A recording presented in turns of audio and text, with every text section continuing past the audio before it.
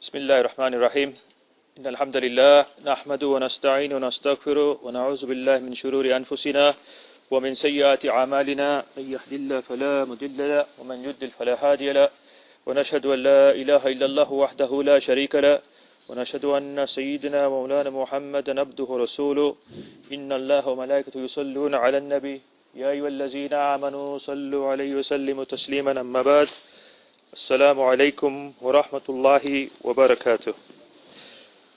First and foremost, I would like to thank our host here, Hashim Academy, for inviting me from East London today, especially to Maulana Khabbab.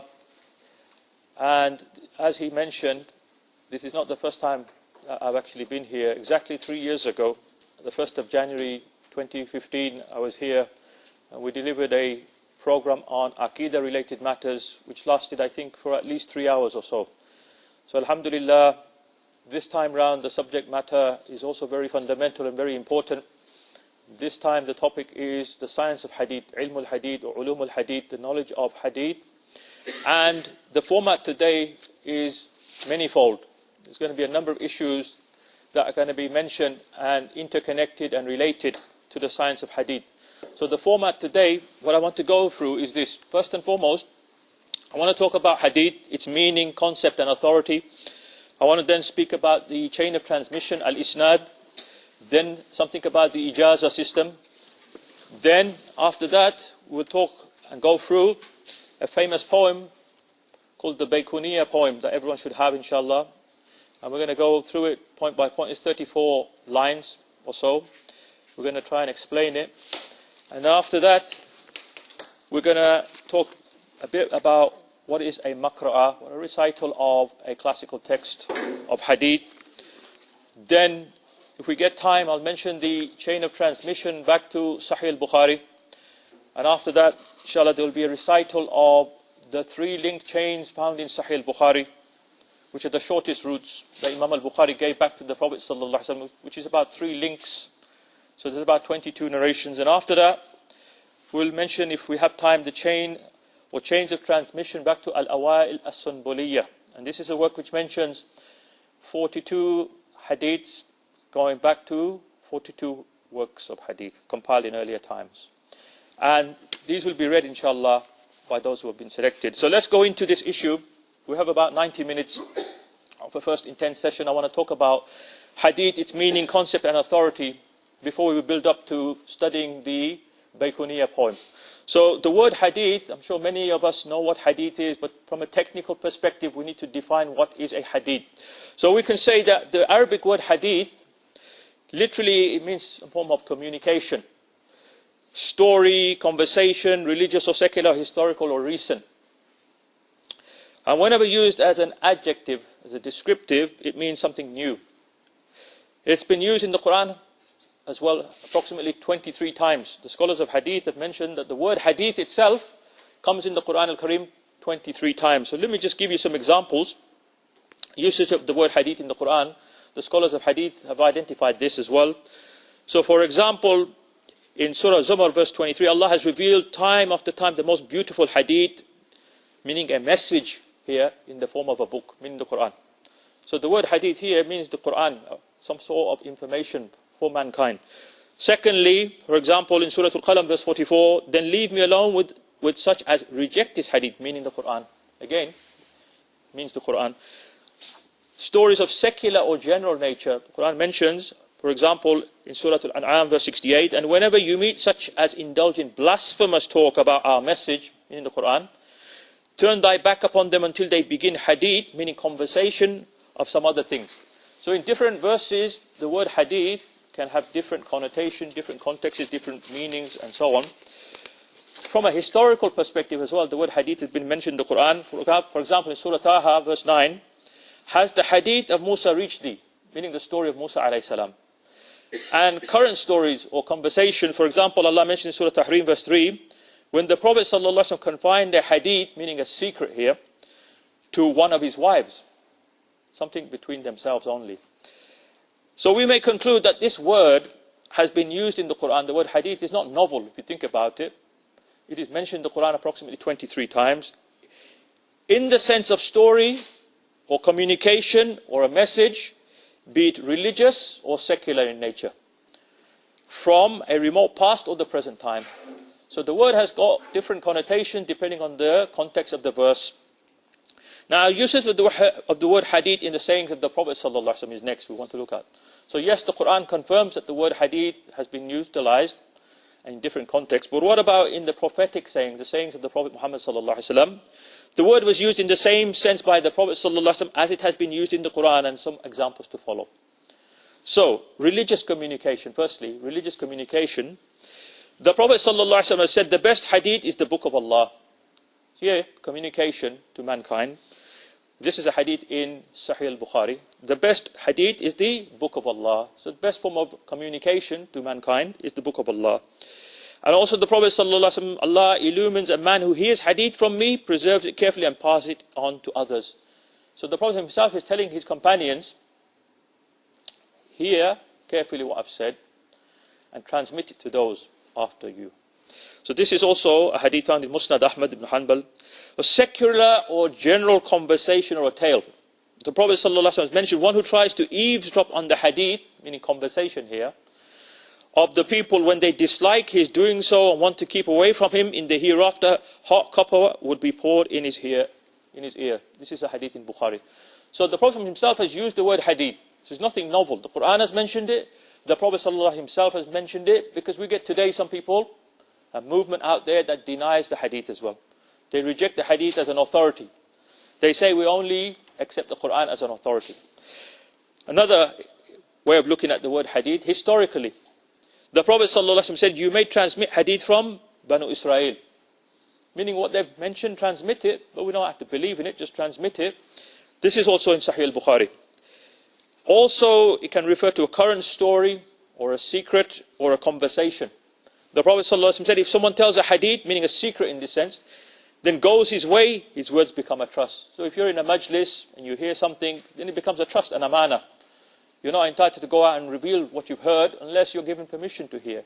So the Prophet has used hadith often, telling his companions often, and in different circumstances, in different contexts. This hadith is in Tirmidhi. Now I want to mention something about the term hadith and its meaning according to the muhaddithin and jurists. So we've mentioned the word hadith, how it's been mentioned in the Quran. I gave some examples. We've mentioned the word hadith being explicitly used by the Prophet ﷺ in different contexts, in different scenarios. What do the hadith scholars have to say about this text or this word hadith? So according to the muhaddithin, the specialists in hadith, the scholars of hadith, it stands for what was transmitted on the authority of the Prophet ﷺ. On the authority of the Prophet ﷺ. In what sense? What we have today is the written record of the Prophet's example, what we consider and know as the Sunnah of the Prophet ﷺ. But the Sunnah itself has been divided into three areas by the scholars of hadith. So they mention his deeds. His deeds, meaning his actions. Okay? His amal. And then we have his sayings, aqwal. And we then have what's known as his tacit approvals. Things that he himself may not have done, but approved others doing, meaning his companions doing, by not blemishing them, by not refuting them, by not rejecting them, by not telling them off. So that becomes part and parcel of the Sharia as well. So the scholars of hadith have divided hadith into threefold. That it could be the actions of the Prophet ﷺ, his af'al. It could be his sayings, meaning his alfaz. Or it could be his tacit approvals, what's called takrir. So the Sunnah itself is in three divisions as well, as the scholars have mentioned it. And they come to these decisions, these classifications, only by looking at the hadith literature. Or it could be also description of his sifat, meaning his special qualities, special features.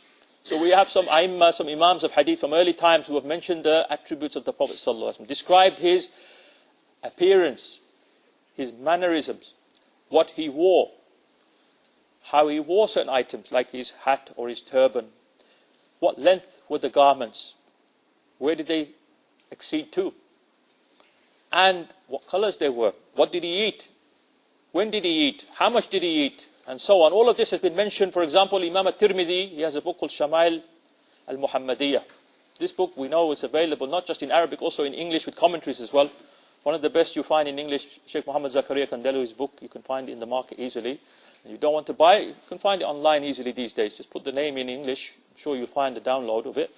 So yes, however, physical appearance of the Prophet is not included in the definition used by the jurists, meaning the fuqaha. So the hadith scholars have identified 4 areas, but the fuqaha, when they're making ijtihad, giving a ruling on a certain matter, they're going to be looking at the first 3 areas specifically. Now the word sunnah, what does the word sunnah mean? Let's look. Its meaning in different usage. So the sunnah, according to Arabic lexicographers, those who are experts in Arabic language, they've said it means a way, a course, or a rule, a mode, or a manner of acting or conduct of life. So this is quite a comprehensive definition of sunnah. In the Quran, the word sunnah and its plural sunan have been used 16 times. So again, it's not novel if you think about it. If someone says, where's your evidence to say sunnah or hadith, then it's in the Quran. It's in the Quran and in the hadiths, or the words of the Prophet ﷺ as well. So there's nothing novel. We have textual evidence for these 2 things that we're talking about. What we say, nusus, plural of nas. So in all of these cases, it is used in sense of established course of rule, or a mode of life, and a line of conduct of the Prophet ﷺ. Now let's move on. So we spoke about what is sunnah. We spoke about hadith. Let's talk about the teaching of the hadith by the Prophet ﷺ. How did he convey his message to his companions? So the method used by the Prophet ﷺ to teach his sunnah or hadith may also be put into 3 categories. So those who have studied the hadith literature intensely, from earliest times, we're talking about, they've identified that the Prophet ﷺ himself had a mode of transmission of his sunnah, a method to transmit his sunnah to the companions over a period of approximately 23 years. So firstly, verbal teaching, oral teaching. Okay. Secondly, the written medium as well. That he himself didn't write, but allowed certain companions to actually write as well. So these were exceptions. This wasn't the general rule. Generally, the Sahaba did not write or weren't permitted to write, but there were exceptions to the rule, and there is evidence for that as well. So for example, one of the companions, Abdullah ibn Amr ibn al-As, he was given permission to write as well. Then we have practical demonstration. The Prophet himself demonstrated how to do certain things, like what? The salah, from the beginning to the end. Okay? And so on. So teaching of the sunnah by the Prophet ﷺ in the verbal form. Let's have a look at this. The Prophet ﷺ himself was the teacher of his sunnah. So sunnah is not just a definition, it's a practical implementation of something as well. To make what? Memorizing and understanding easy, he used to report important things 3 times. To the Prophet ﷺ, he used to say to the Sahaba sometimes to emphasize a point, to show the importance of the point, he would repeat something emphatically 3 times. So where's the proof for this? We have it in Sahih al-Bukhari. There are narrations like that. Then after teaching the companions of the Prophet ﷺ, he used to listen to what they had learned. So after he conveyed to them something, then he would see if they had actually understood what he had conveyed to them. Were they practically implementing what he had disseminated to them, distributed to them? So we find this also in Bukhari, an example of this. Deputations arriving from outlying areas, meaning people used to come to say Makkah or to Medina, were given in charge of the Medinites, the Medinan people, not only to be accommodated but also for education in the Quran and the Sunnah. The Prophet ﷺ asked them questions, discovered the extent of their learning.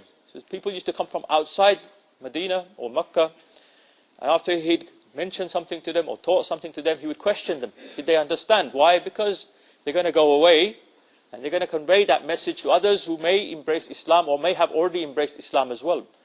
So therefore he's checking on them that the information that they're taking out is correctly transmitted and practiced. So this example, the Prophet asking these people, these delegation that used to come, question to discover the extent of their learning. We find narrations like that in the Musnad of Imam Ahmad ibn Hanbal. And Musnad Ahmad is actually the largest collection of hadith we have in our time. There were other hadith collections which were larger, but they are not around in our time. For example, Musnad of Musaddad bin Musarhad, the scholars of hadith mentioned one collection which is bigger, which hasn't reached us in the time of the Salafus Salihin, the early Muslims, the Musnad of Musaddad bin Musarhad.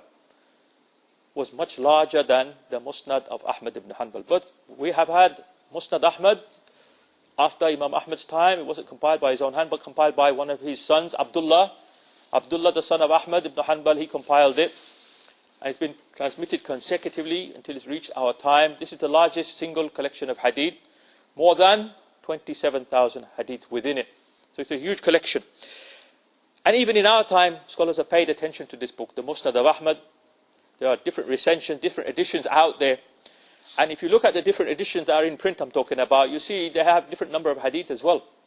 So the best edition, if you look in, probably the Makna's edition, it has the most amount of hadith. Why? Because the editors of this edition, they use the most amount of available manuscripts in our time. The original handwritten manuscripts we're talking about.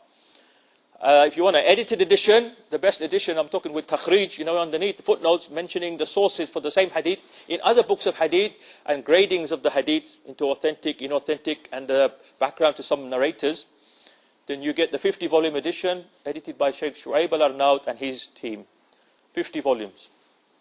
So let's move on. Teaching of Sunnah by the Prophet sallallahu alaihi wasallam, by the written method that I mentioned. Number 2, all the letters of the Prophet sallallahu alaihi wasallam to kings, to rulers, to chieftains, and Muslim governors can be included in the teaching of the Sunnah by written media. So the Prophet wished to appoint certain people, meaning companions, to write on his behalf and send these letters out. And some of these letters, they've survived. They've reached our time. And today you can see some of these letters as well. In Masjid al-Nabawi, there is a museum around the basement area, gate number 38, if you ever go there. And they don't let everyone in. In gate number 38 area, there is a museum, and they've got those letters on display now. I'm not sure if they're the original, but they could be reproductions of the original. They look like the original. Okay, and there's images available. You could see them on the internet. And probably also in Istanbul, in the Topkapi Palace, where the last caliphs used to reside. So some of those letters are very lengthy and contain legal matters concerning what? Zakat. How to distribute the zakat, taxation, forms of worship, and so on. So where do we find all of this? For example, there's a narration in the Mustadrak of Al-Hakim, 4th century hadith called Mustadrak of Al-Hakim, volume 1, page 94. You can have a look at that for what I'm talking about. And then thirdly, the teaching of Sunnah by the Prophet ﷺ by practical demonstration, meaning using his limbs. As far as practical demonstration is concerned, the Prophet ﷺ taught the method of ablution, how to make wudu, the prayers, the salah from the beginning to the end, fasting, the rules and regulations connected to fasting, and pilgrimage, the Hajj and the Umrah, etc. In every walk of life, the Prophet ﷺ gave practical lessons in excellence with clear instructions to follow his practice. He said, for example, pray as you have seen me praying. This is a famous hadith in Sahih al-Bukhari. Pray as you have seen me praying, but we're not literalists. There is a distinction to be made between men and women's prayer as well. This doesn't mean that everyone's prayer is like for like, that men and women pray the same. When the Prophet said that, there's a context as well. Who was he talking to? He was talking to the male companions. He wasn't talking to everyone, male and females. Some people use this and say everyone should pray the same. But we have evidence, for example, in hadith collections like Musannaf ibn Abi Shayba. Ibn Abi Shayba is the teacher of Imam al-Bukhari. Musannaf Abdul Razak al-San'ani. And some other places as well, other collections as well, showing that in the early days, the Sahaba, the Tabi'in generation, there was a differentiation between men and women's prayers. We have that evidence as well. So this hadith, pray as you've seen me praying, it's in Bukhari. The Prophet also said, learn from me the rituals of pilgrimage, meaning how to perform Hajj. This is in Sahih Muslim. In Sahih Muslim, you find one of the longest hadith describing the pilgrimage of the Prophet ﷺ from the famous companion, Jabir bin Abdullah. So in answer to many questions, he used to tell the questioner to stay with him and learn by observing his practice as well. So we find narrations like this again in the Sahih of Muslim. Now, companions learning of the ahadith. In the students of the Prophet ﷺ. How did they learn hadith? How did they transmit and convey hadith to their students, the next generation, which he called the Tabi'in generation? The companions used to use all three methods of learning that I've just mentioned.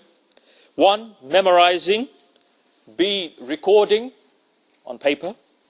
And C, through practice, through practical implementation, following the method applied by the Prophet for teaching the Sunnah. So first of all, learning by memorizing. Scholars have mentioned the companions used to listen to every word of the Prophet ﷺ with utmost care. They used to learn the Quran and the Hadith from the Prophet ﷺ mainly in the masjid. When the Prophet went away for any reason, they started to recollect what they had learned. So after he departed from them, they would rehearse. They would memorize and then orally transmit.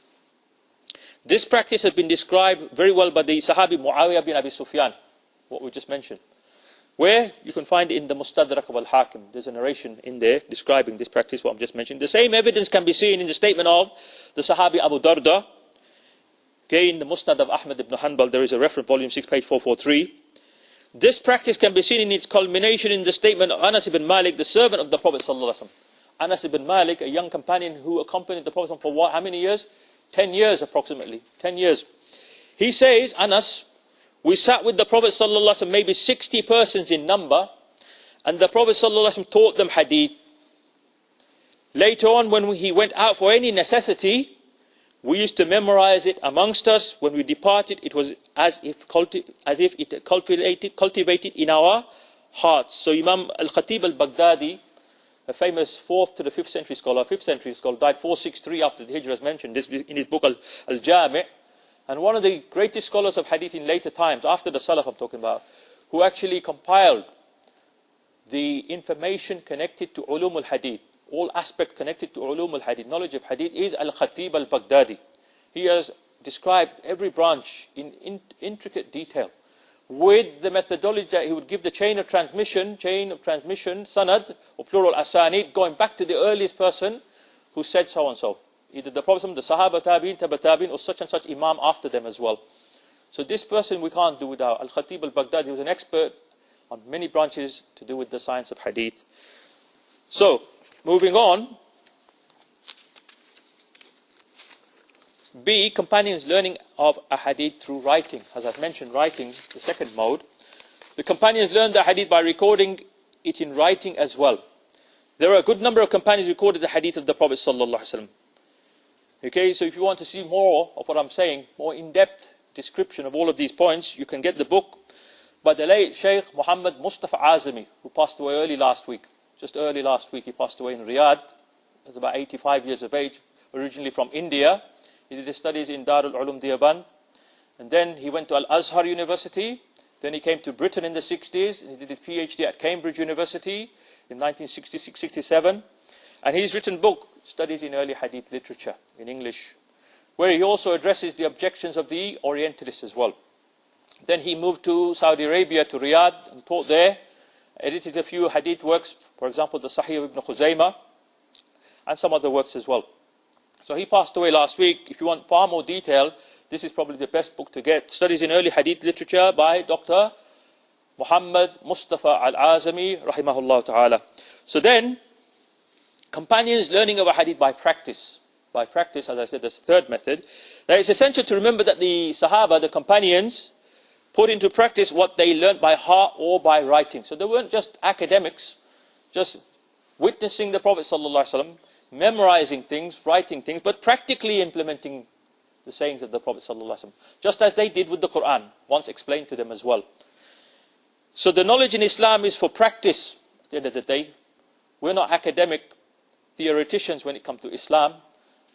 The true believer in Islam tries to practically implement what he has learned from the sources of the Sharia, the Quran and the Sunnah.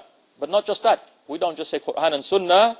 The four Imams, the four Madhabs have also two more sources of the Sharia, which have been extracted from, obviously, from the Quran and the Sunnah, meaning what? The ijma of the Sahaba, for example, the agreement of the companions of the Prophet, or the agreement of the scholars, meaning the mujtahid Imams. And fourthly, analogical reasoning, what's called qiyas. So we have many people out there talking about I only follow Quran and Sunnah. What about ijma and qiyas? Why don't you bring in these two as well? If you're following the Salafus Salihin, and you say you're Salafi, then the Salafus Salihin, the vast majority, recognize four sources of Sharia. Four sources of Sharia, not just Quran and Sunnah, but there's ijma as well. That's a hujjah, that's a proof in the Sharia, as well as qiyas as well. So there are rules and regulations and there are principles behind everything. And the ulama have their own methods. This is why the madhabs arose, because there's different ways of looking at these four sources that we've mentioned as well. Different methodologies, different usul. So, it is sufficient to know that Abdullah ibn Umar radiallahu anh, one of the famous companions, the son of Umar ibn al-Khattab radiallahu anh, he took 8 years to learn the second surah of the Quran. Surah Al-Baqarah, it took him 8 years to memorize it. 8 years. Okay, where do you find this? Muwatta of Imam Malik. You get the Muwatta of Imam Malik, Abdullah ibn Umar radiallahu anh, 8 years he spent to memorize Surah Al-Baqarah, the longest surah in the Quran. So this is a sketch of how the hadith was learnt by the Sahaba in the lifetime of the Prophet ﷺ. In summary, after the Prophet's death, the pattern remained almost the same, except that the Messenger of Allah ﷺ was no more amongst them.